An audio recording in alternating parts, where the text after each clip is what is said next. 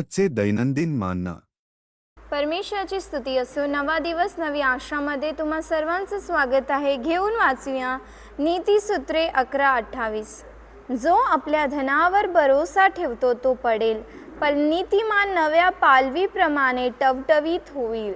तर आज परमेश्वराचं वचन आपल्याला सांगत आहे की जो कोणी त्याच्या धनावरती स्वतःच्या बळावरती जर विश्वास ठेवेल तर तो काय होईल, पडेल.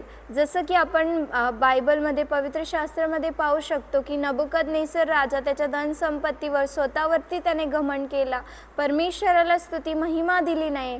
मग आपण बघू शकतो त्याच्याकडनं राज्य निघून गेलं, त्याचे इतकी वाईट परिस्थिती झाली आपण बघू शकतो. पण तिथे वचन हे पण लिहिलं आहे की जो नीतिमान आहे तो काय होणार, नवीन पालवी प्रमाणे, म्हणजे नवीन पालवी जसं हिरवं पान, झाडाचं पान जसं नवीन पानं येतात त्याला हिरवगारपणा येतो, तसंच परमेश्वर नीतिमानाला, कारण की जो नीतिमान असतो स्वतःच्या बलावरती विश्वास करत नाही, स्वतःच्या धनावरती विश्वास करत नाही, तो त्याच्या परमेश्वरावर, त्याच्या कर्त्यावर विश्वास करतो. कारण की परमेश्वराचं वचन हे पण लिहिलं आहे की किती लोक जे जमा करतात त्यांच्याकडे काहीच उरत नाही आणि जो जमा करत नाही तो संतुष्ट राहतो, असं परमेश्वराचं वचन लिहिलेलं आहे.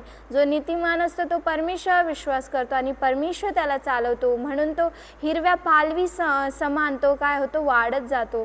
पण जो धनावरती विश्वास करतो तो काय होतो, पडतो. तर आपला विश्वास धनावरती नाही पण परमेश्वरावर असायला पाहिजे.